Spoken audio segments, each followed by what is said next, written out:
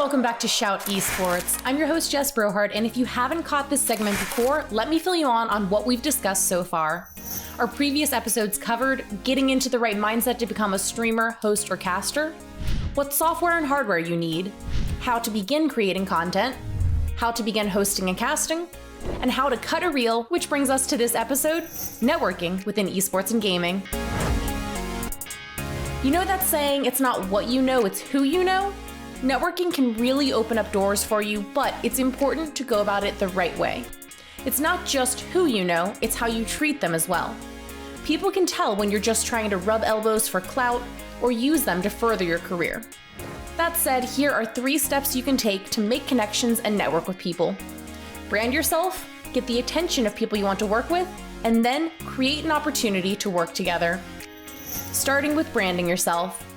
Identify a game or concept that you want to focus on and start creating content around it.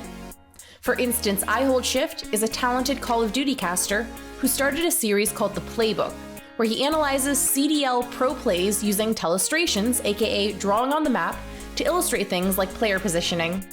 Sir Action Slacks is a host and content creator who got his start with a video series called I Make Stupid Voices While I Play Dota 2, where he makes stupid voices while playing Dota 2. Okay. Also, be sure to update your social media bios with relevant descriptors to reflect this brand. Let's look at a content creator called Spark, for instance.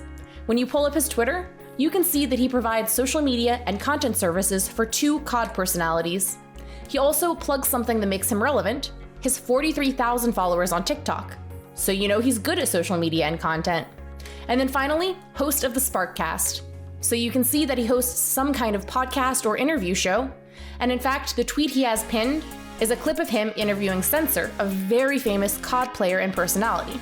And of course, Spark has his contact email right in his bio, so that folks who want to work with him don't have to go hunting around to contact him. We'll have a future episode of Shout Esports talking more about how to brand yourself and use social media effectively to grow a following. So for now, let's move on to step 2. Get their attention. They say that the squeaky wheel gets the grease, so follow the pros, casters, content creators, and personalities in your niche and engage with their posts. Retweet them, reply to their tweets, and keep your interactions positive.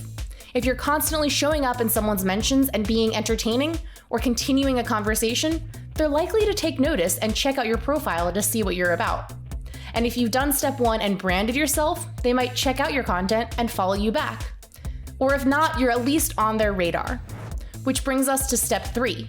Find a way to connect and work with them. For instance, you can start a podcast or interview show. Any type of content where you have a guest, such as a pro player or a caster or personality, is a great way to network. It gives you practice in cold calling people to invite them on, and teaches you how to deal with rejection. Because of course, a lot of people will say no or just not respond. But if you're polite and you don't ask for too much of their time, you'll get some yeses as well, especially if they already know who you are from step 2. Plus, after you record your show with them and put it on social media, they'll probably go ahead and retweet if you tag them.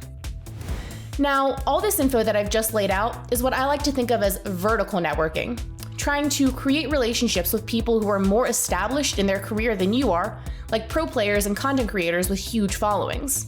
But what I think is equally as important is horizontal networking, making friends with people on a similar level as you, your peers who are maybe also a little newer to streaming. One good way to meet these people is to join a team, clan, or community. You want to find a group of people with similar goals and values so you can learn from each other and exchange ideas. You can collaborate with your teammates to co-stream and get some exposure from each other's communities, or even ask for advice and feedback from them. Some stream teams even provide perks for their members, such as graphic design for your branding, or can even connect you with potential sponsors. For instance, I'm on a team called Team Kitty, which is an all-women's stream team founded by well-known content creator Kitty Plays. The team loves to support each other by rating each other's channels on Twitch, retweeting each other's tweets, and giving each other tips for anything we noticed working particularly well during a broadcast. And Team Kitty has a management team working behind the scenes to find potential sponsorships or other opportunities for me and my teammates, which is how I got partnered up with Alienware.